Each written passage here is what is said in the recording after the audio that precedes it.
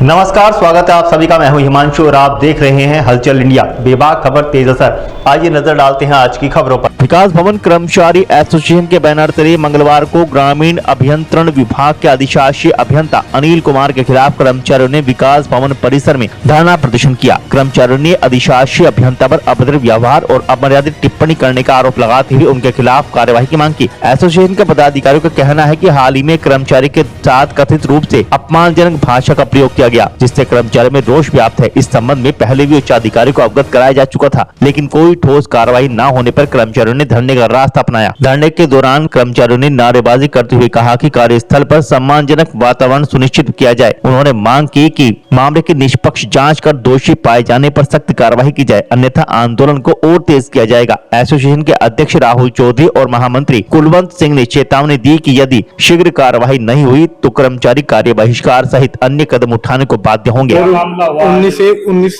फरवरी को मैं एक्शन साहब ने बुलाया था कमरे में 2 बजे।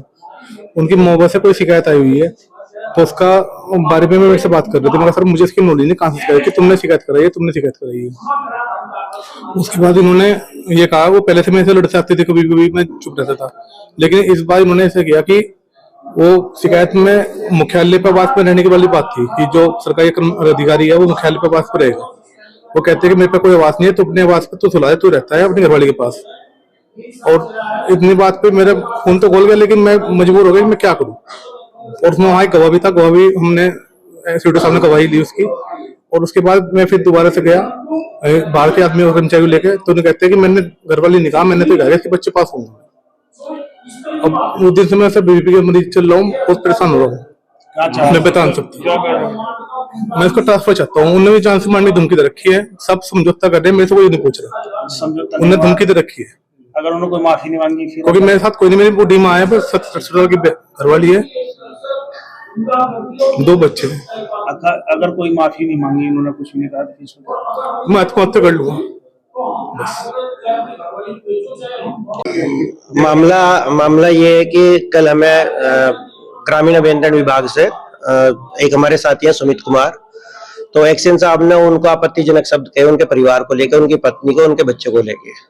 तो हमने उसका विरोध प्रदर्शन करते हुए हमने सीडीओ साहब को कल ही उनकी एप्लीकेशन और एक यूनियन का ज्ञापन दिया कि कल हम आरएस के बाहर धरना देंगे। तो उसके क्रम में आज हमने धरना दिया, और धरना देने के बाद अभी तक कोई सकारात्मक पहल या कोई आश्वासन या कोई इस तरह की इफेक्टिव कार्रवाई हम लोगों को देखने को नहीं मिली।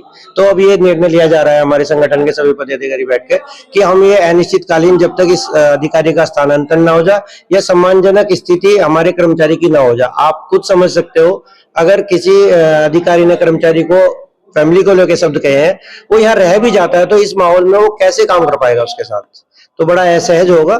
तो इन सब विषयों को लेकर अभी हमारा फाइनल डिस्कशन चल रहा है, और कल हमारा धरना फिर जारी रहेगा। और इसको हम देखते हैं, अगर जरूरत पड़ी तो हम इसे 24 घंटे, मतलब ऐसा नहीं करेंगे 10 से 5 का धरना नहीं, हम इसे 24 घंटे का धरना ले जाएंगे।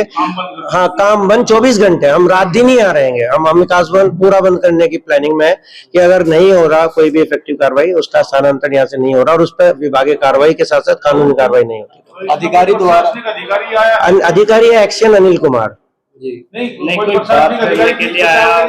नहीं, सीडीओ साहब ने अच्छी सकारात्मक पहल की। जब हमने उनको ज्ञापन दिया तो उन्होंने आश्वासन दिया कि वो कार्रवाई करेंगे।